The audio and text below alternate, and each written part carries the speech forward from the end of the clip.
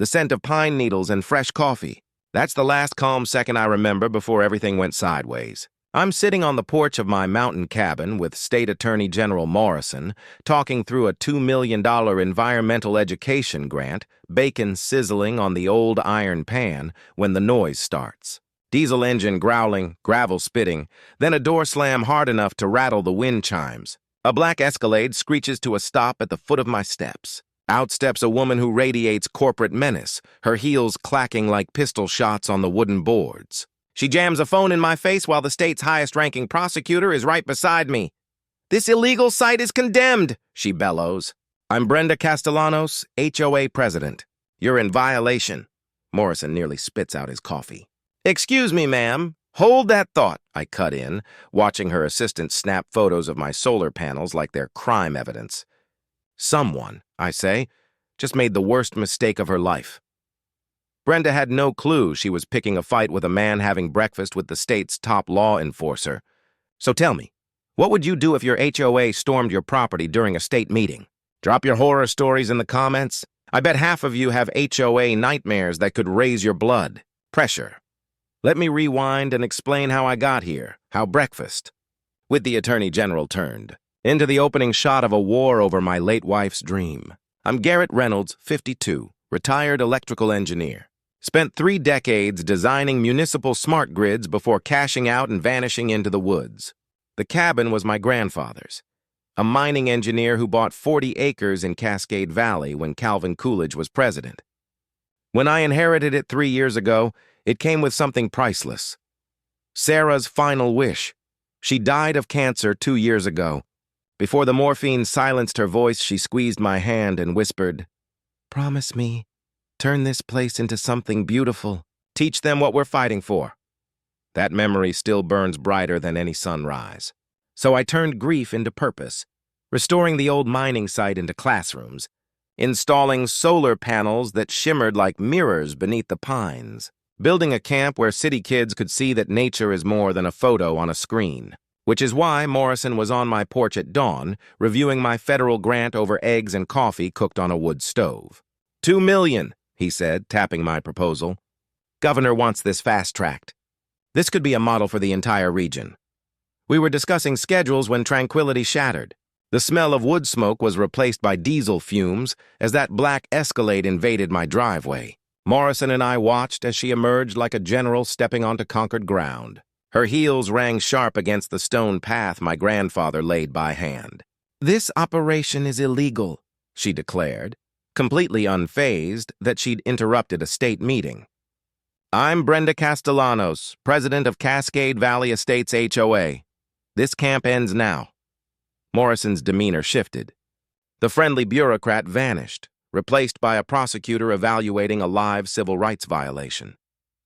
He slipped a recording device into my hand. "Document everything," he murmured. "Governor's calling.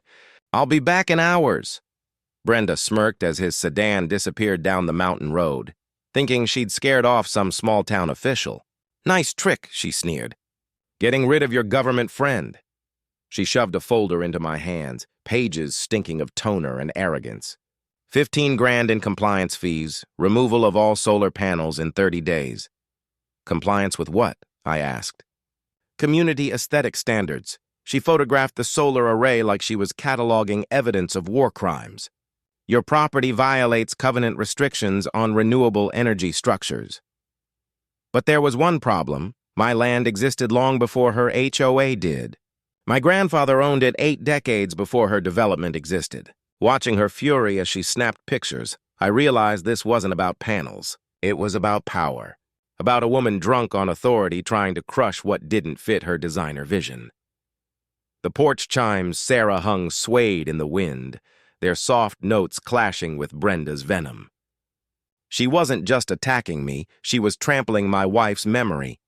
Next morning, I'm halfway through my coffee when I hear another engine.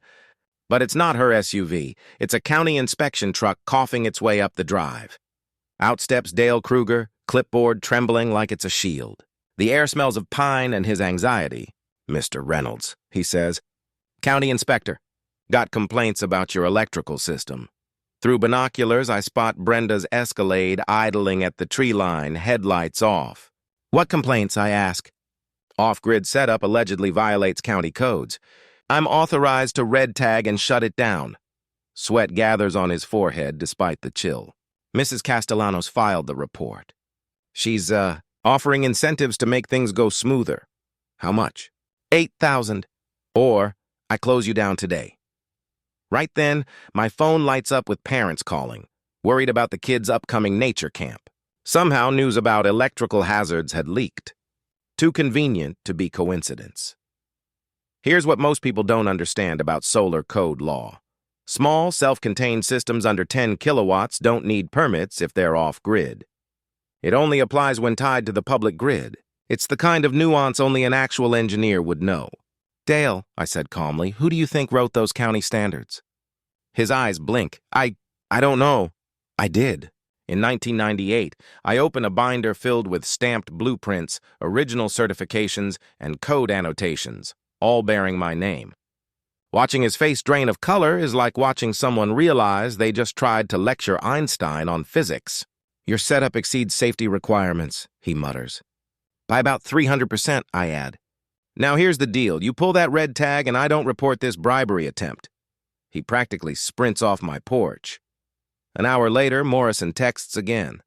Kruger under investigation. Pattern of fraudulent inspections tied to developers across 3 counties. The federal gears are already turning. Brenda still thinks she's bullying some recluse with solar panels. She has no idea she just picked a fight with someone who has the Attorney General's encrypted number. That evening, my neighbor Magnus Olson trudges over with a mason jar of moonshine potent enough to melt steel. At 78, he's seen more mountain feuds than anyone alive. That HOA vulture came poking around my place too, he says, settling into Sarah's old rocking chair. The wood creaks, a sound that still carries her laughter. What did she want? Snapping pictures of my well house. Measuring distances. Said my septic might violate some regulation. He takes a pull from the jar that could fuel a chainsaw. Thing is, I've got my daddy's old survey maps from 1887. My mind starts calculating instantly. Old federal land maps would show water rights, boundary markers, and original titles, records that modern developers conveniently ignore. You mind if I see them? I ask. Magnus grins. I was hoping you'd say that. Might be those maps explain why this HOA lady's so desperate to claim our valley. As dusk turns the sky to gold and violet, I realize Brenda's attack gave me 3 priceless gifts. A trail of corruption, government backing, and a neighbor with proof older than her entire subdivision. The sound of Magnus setting his jar on the porch railing cuts through the night. Tomorrow she'll come harder, but for the first time since this started, I'm ready. Because sometimes the smartest move isn't fighting back. It's letting your enemy think they're winning while you quietly build a fortress they'll never see. A week later, I'm setting up field experiments for the first group of visiting students when a truck I've never seen before crawls up my drive. The logo on the door, Cascade Environmental Solutions, looks freshly stenciled, the paint still glossy from the shop. Out hops a guy who could be the poster child for confidence without competence. Designer boots, spotless clipboard, and that smirk of someone who's never been told no. Rico Castellanos. Same surname as the HOA tyrant herself. Guess keeping it in the family runs deep. Rico Castellanos, certified environmental consultant, he declares, puffing out his chest like he's stepping onto a red carpet. Emergency complaint about groundwater contamination. Gotta test your well immediately. The 20 kids scattered across my property, learning about soil samples and tree rings, pause mid-lesson. Their wide eyes tell me they've already heard the word contamination. Their parents trusted me with their children, and now this clown's implying they've been drinking poison. What kind of contamination? I ask, watching him pull gear straight from a hardware aisle. His testing kit still has a Home Depot sticker. The dangerous kind, he says, filling jars with the grace of someone making lemonade. Immediate evacuation recommended. My readings show serious contamination. Here's a fact from my years as an engineer. Authentic environmental sampling follows strict chain of custody rules, sealed containers, and lab-certified analysis. A guy waving a plastic pH meter and pouring water into reused pickle jars isn't exactly following EPA protocol. Rico spends all of 4 minutes testing before turning solemn. "Confirmed contamination," he announces. "Health department's getting my emergency report in an hour. You'll need a full septic replacement.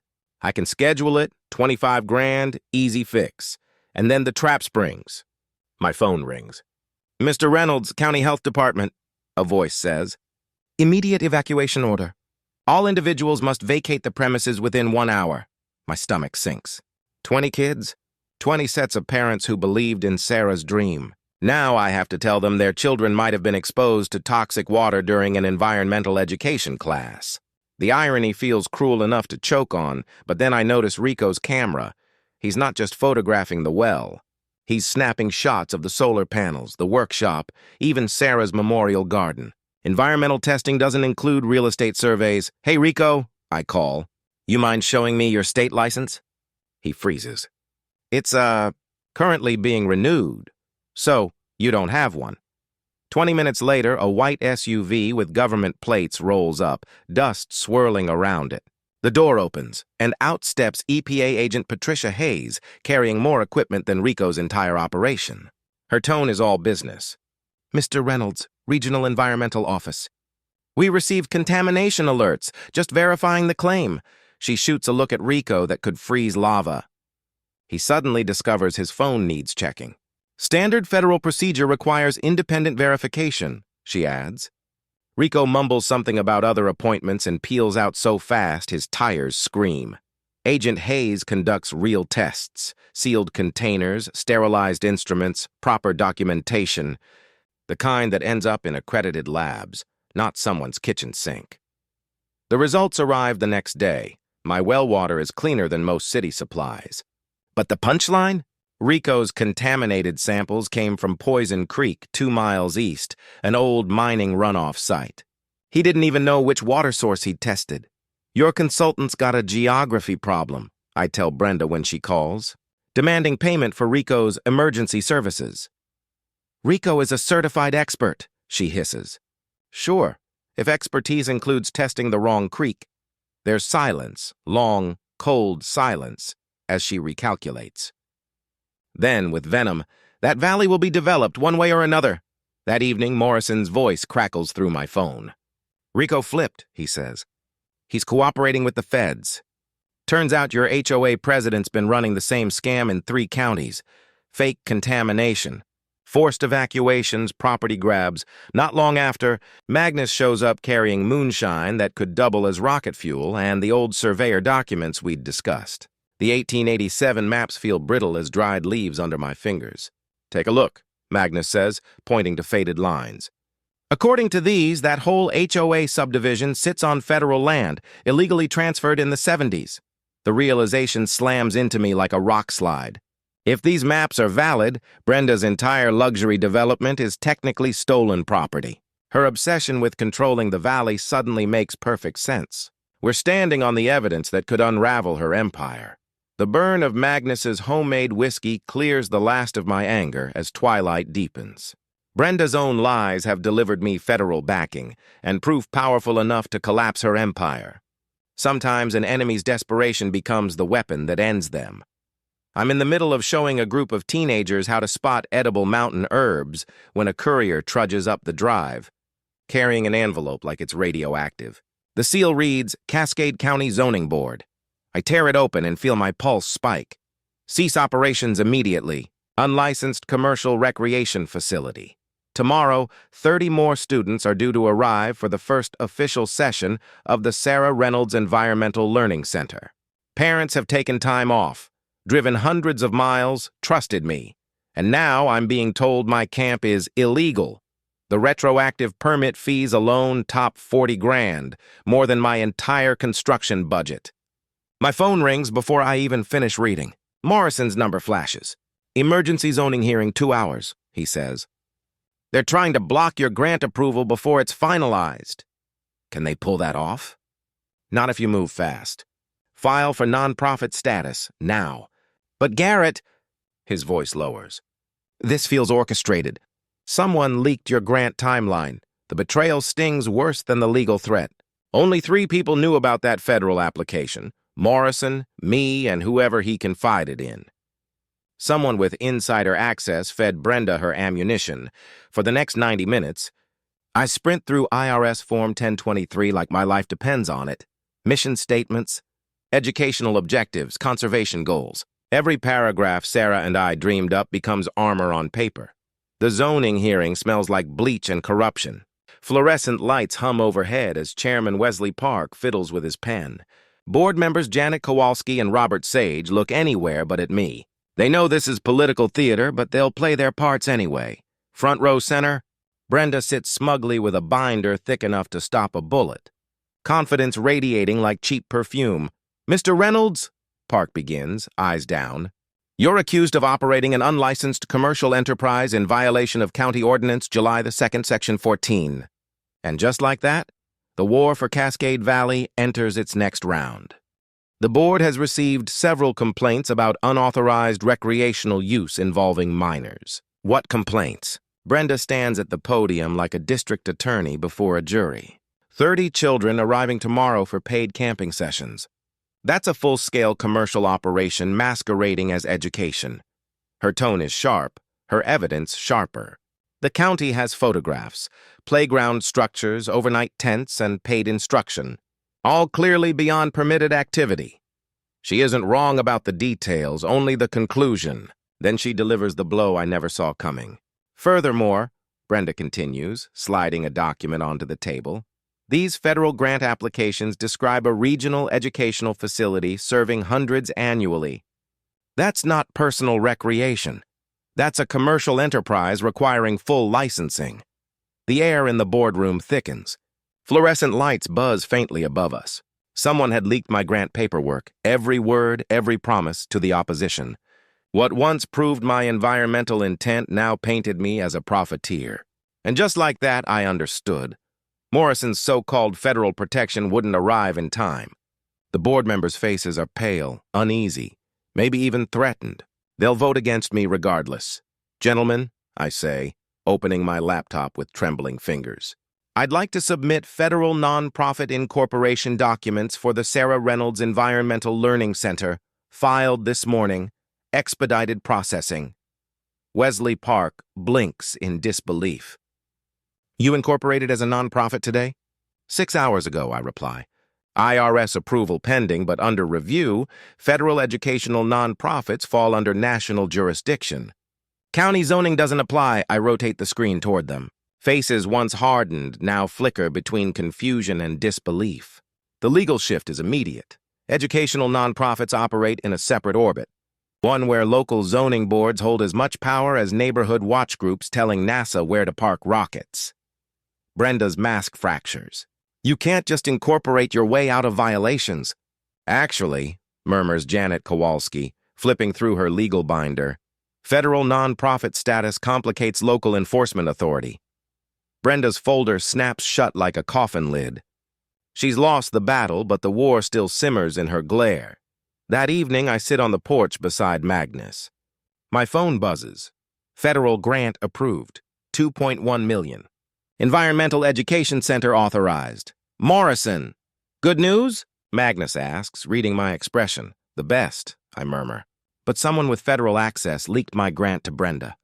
That means this isn't just local corruption, it's federal." The old logger's weathered face tightens. "Then it's time you saw what my daddy left behind." He arrives at dawn, eyes bloodshot, clutching a dented metal box that smells of oil and secrets. "Couldn't sleep," he mutters. "I went through my father's old papers. Found something you need to see." The box hits the table with a thud that feels final. Inside, wrapped in oilcloth and age, are documents that could rewrite history. "My daddy wasn't just a logger," Magnus whispers. "He was a federal surveyor. Kept records, said, never trust the government to remember its own promises." The first paper freezes me mid-sip. A federal land patent dated 1887, signed by President Grover Cleveland, designating the entire Upper Valley as permanent watershed conservation land. Untouchable. Eternal. Magnus, This means every house in Brenda's development sits on protected federal land. I spread out the old survey maps, boundaries completely misaligned with today's property lines. Brenda's luxury enclave occupies 847 acres of federally protected ground. But the real gut punch comes from a yellowed folder labeled Fraud, Keep Safe. Inside, correspondence between Magnus's father and the Bureau of Land Management exposing a 1970s land theft. A letter dated 1973 reads, "Request denied. Conservation status permanent and non-transferable under the Federal Land Protection Act of 1906. Then, 1 year later, a county deed transfer showing the land sold to developer Harrison Walsh through local offices. Impossible. Illegal. Magnus slides a photograph across the table. This is the part that'll hurt. It shows Walsh shaking hands with County Clerk Robert Morrison Sr. The grin is unmistakable. He's the spitting image of his son, Attorney General Morrison. My stomach twists. Morrison's father orchestrated the original land fraud, which means Morrison's interest in my case might not be justice, it might be damage control. How long have you known? I ask quietly. Suspected for decades, Magnus admits. But I needed someone the feds would believe. Someone with proof. My throat tastes of copper and betrayal. Every encrypted call, every confidential tip from Morrison. Was it help or manipulation? My phone buzzes again. Morrison. Magnus grips my arm. Don't answer, not yet. We need to know who's on which side. Sunlight creeps through my window, but it feels like shadow. Brenda's attack didn't just push me into legal protection. It cracked open a century-old conspiracy buried under greed, bloodlines, and federal deceit. And now, I realize I may have been feeding evidence straight into the hands of the enemy. Morrison's number flashes across my screen like a warning flare. Garrett, his voice is sharp, urgent. Emergency meeting. Federal task force is mobilizing today, but there are complications. The word lands in my stomach like a rock dropped down a well. What kind of complications, I ask? The kind that could dismantle everything we've built. My office. 1 hour. He hangs up before I can reply. Magnus's hand clamps around my wrist with iron strength. Son, you step into that office, you may not walk out telling the same story. And your better plan. I snap, already grabbing my keys. Magnus opens a battered notebook that looks older than both of us combined. We make our own federal case, he says. People in this valley been waiting decades to see the Morrisons fall. The first name he writes makes my eyebrows shoot up, Dr. Elena Vasquez. She's been quietly collecting data on illegal mining across 3 counties. For 20 years, her geological reports vanish the second they reach the Attorney General's desk. Every survey, every contamination record disappeared, Magnus explains. Morrison's office calls them inconclusive every single time. We drive to her university lab, a room bursting with maps, sediment samples, and unspoken fury. I wondered when someone would connect the threads, Elena says, spreading her maps like evidence in a murder trial. Every environmental case that died in state hands links back to the same chain of approvals. Same office, same name. The second ally makes my pulse quicken. Rosa Sage, the environmental lawyer who fast-tracked my nonprofit filing. Magnus tells me she's been battling crooked land deals for 15 years. Her family lost their ranch in '83, he adds. Guess who signed the eminent domain papers? Morrison Sr. When Rosa arrives, she radiates purpose. Her files map out 4 decades of coordinated corruption, legal shell games, procedural traps, and falsified audits. This isn't incompetence, she says, her tone surgical. It's architecture. Federal cases get delayed until they rot.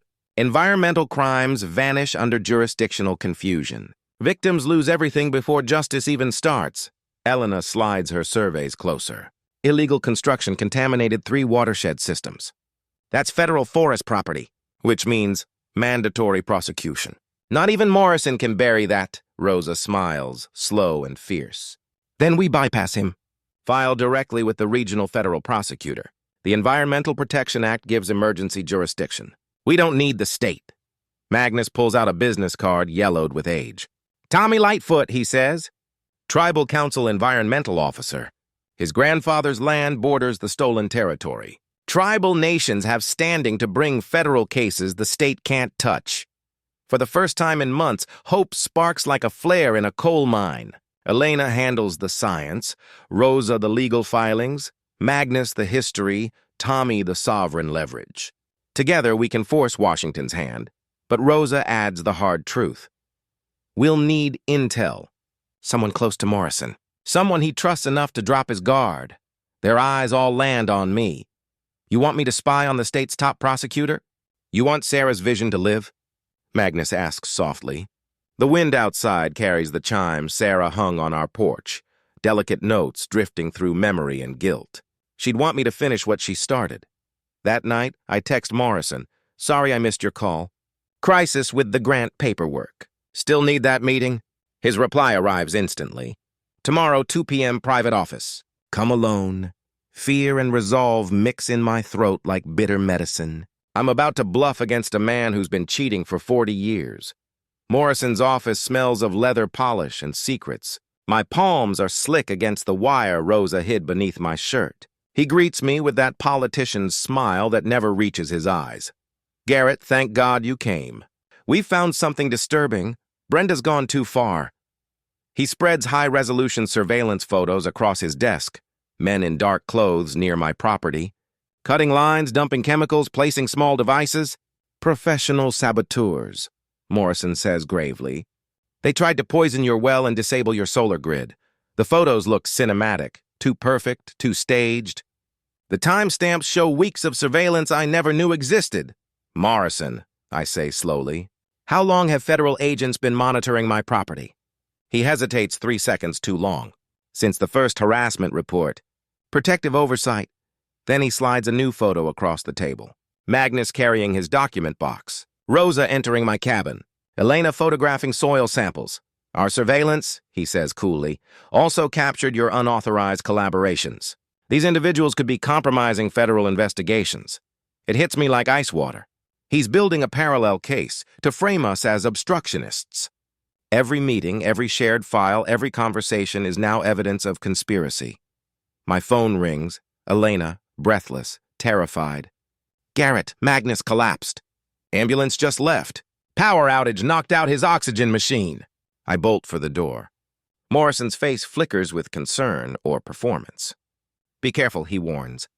These people are dangerous. The drive to Valley General feels endless. Every passing car, every shadow looks like a tale. Magnus lies pale beneath fluorescent lights, his breaths mechanical but stubborn. Weren't no outage, he rasps when I lean close. Heard trucks outside before the power cut. Backup battery was dead before it even started. They sabotaged it. My jaw clenches so hard it hurts. They'd tried to murder a 78-year-old man to silence history. They were searching my place, he whispers. But they don't know. Daddy kept more than land deeds. He kept proof. Bribes, checks, signed by Morrison Sr. himself. Elena calls again, her voice shaking. My university office, destroyed. They erased everything. 20 years of data, gone. Rosa's next. My law office was hit too. They stole federal case files, left the electronics untouched. This was surgical. The pattern is clear.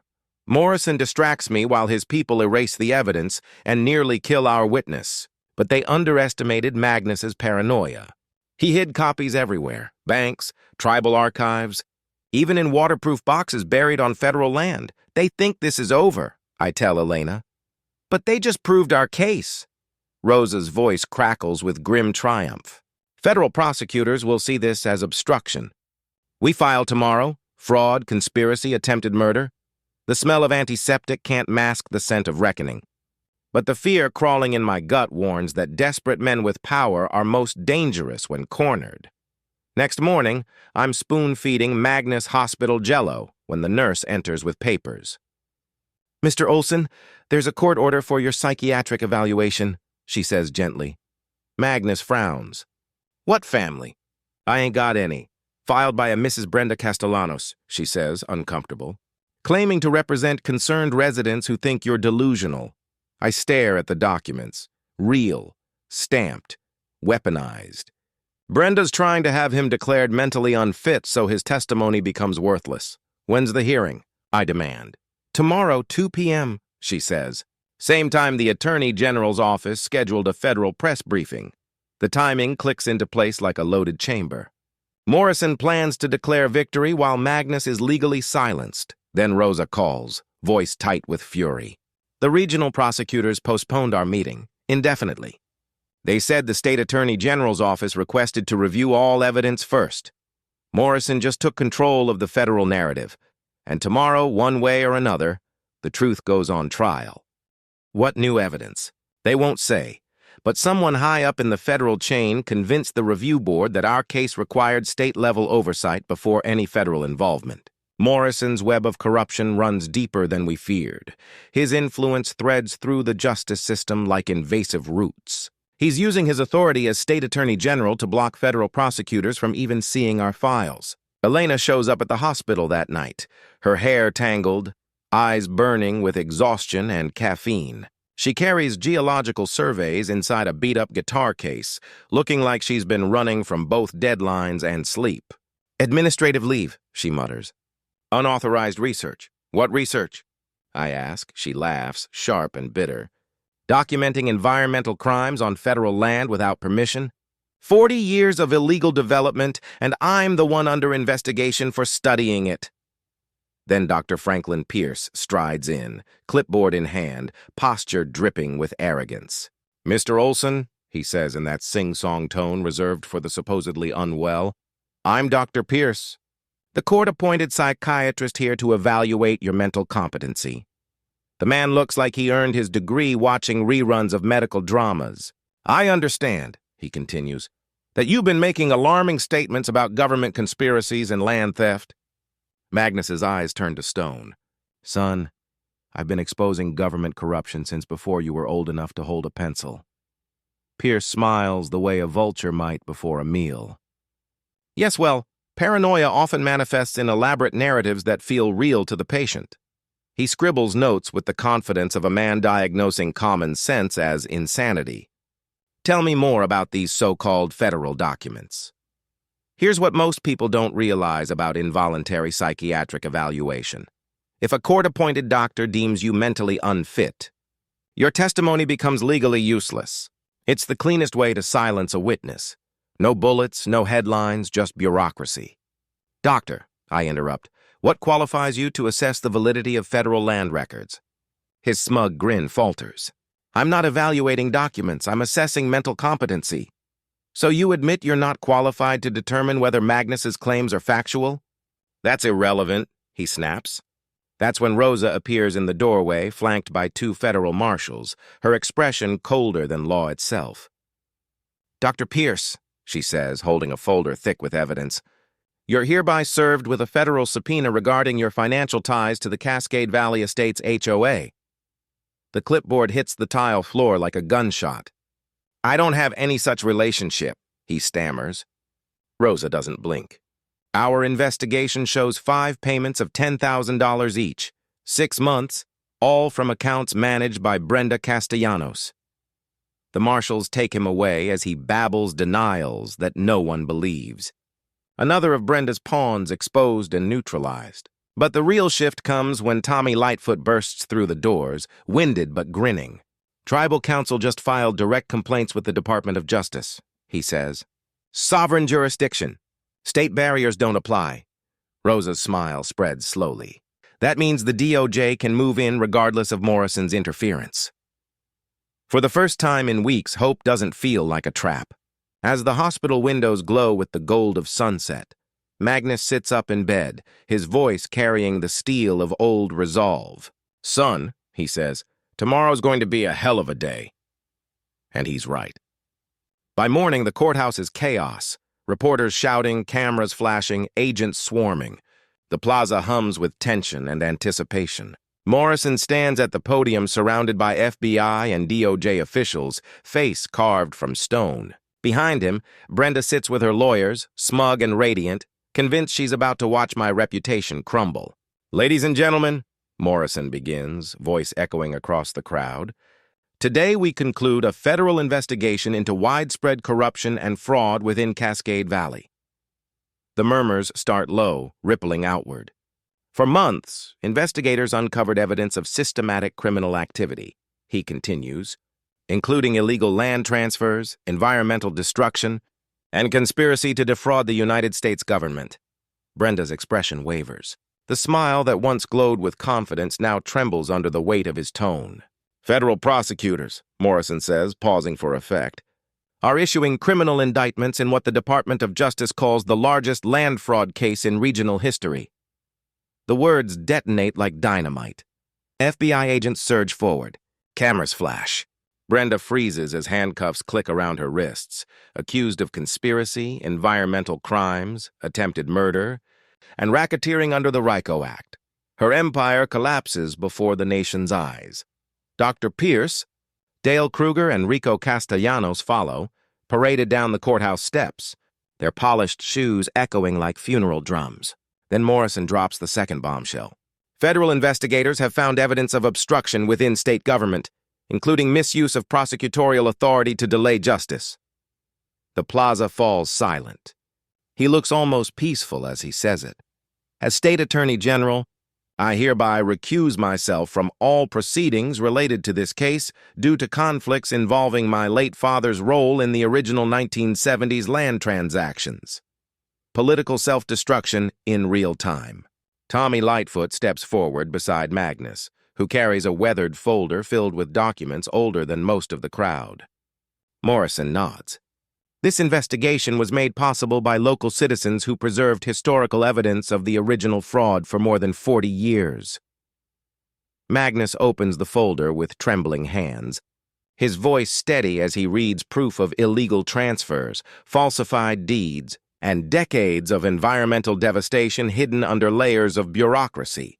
Cameras flash like lightning as the truth finally surfaces. Behind me, Elena whispers, "We did it." The EPA steps in to seize all illegally developed land. Rosa follows with orders approving a $50 million federal compensation fund for displaced families. No innocent resident will lose their home. Then, the moment I never dared to hope for, a federal marshal hands me an official document, embossed and undeniable, the establishment of the Sarah Reynolds Federal Environmental Learning Center, with $5 million in funding for environmental education and restoration. For the first time since Sarah's death, justice doesn't feel like a fantasy. It feels alive. The taste of victory is cleaner than air after a storm.